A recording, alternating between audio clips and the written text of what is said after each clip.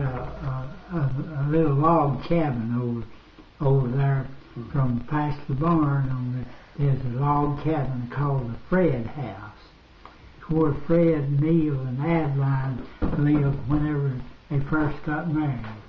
And it's a good cabin, you know. It's just a one-room log cabin.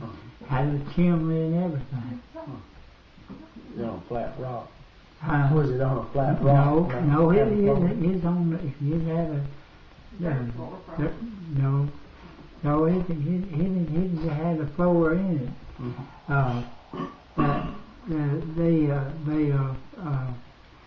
They had lived there before, and me and Thelma, we'd go over there to. Of course, nobody didn't live there, but we'd go over there. We just lived, and we'd go over there to that called the Fred House, and there's a bunch of woods between there and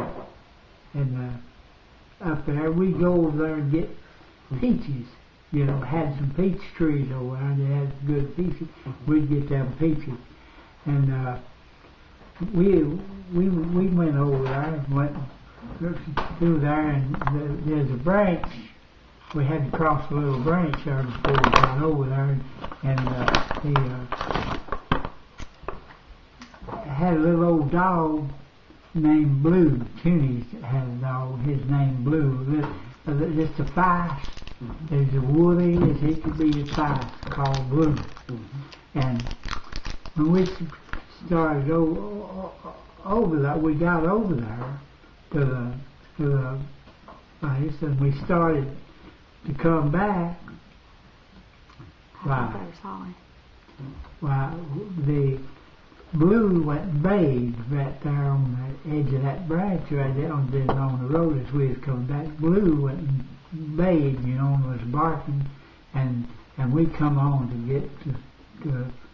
get to her and see what she had. You know what she had? One of the awfulest rattlesnakes that you ever saw.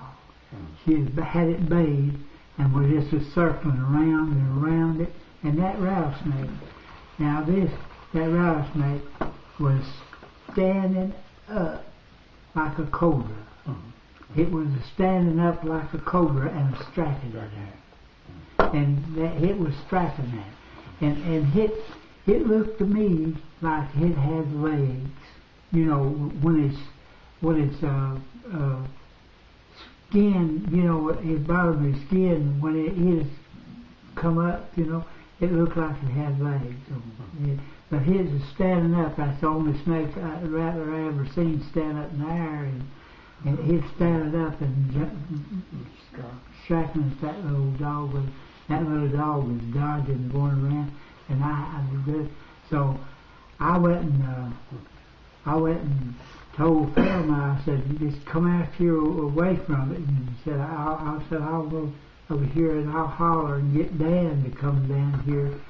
He just got a new gun from Sears and Roebuck and put it together, a Winchester rifle, and I have him come down here and kill this snake. And I called and finally got him, and I had to go so close to the house. I finally go so far away. Then whenever I got him, he went coming down there. By the time he got back down there, the dog had left it, and the snake was gone. And when we got there, he said, "It's around here, and weeds is all up and stuff around that creek bank there.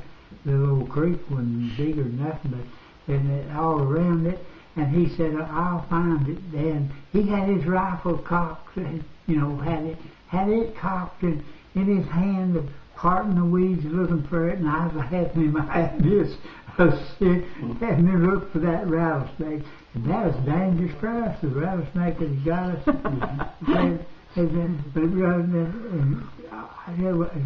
We made a few steps out through there and waited and pow, gun went off. And I said, "Did you see it?" He said, "No." I said, "What did you shoot at?" He said, "I've shot myself." And I said, what? Said, I've shot myself. He shot his foot right through the middle of his foot. He shot right through the middle of it. Well, we forgot about the rattlesnake then. We just heard the rattlers take it on him and say, getting him up and getting somebody to take him to the doctor. Well, it went through, you know.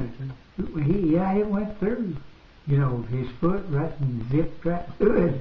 And he went and I told him, I said, maybe you made it just stalky shot yourself. I said, maybe I said, take your shoe off and see if there's any blood. So I took it off, and just bleeding and pulled the blood. And we went on up to the house there, and then we got, I don't know, we got somebody, and Mama come, I guess, then, and then we got him to somebody take him to the doctor.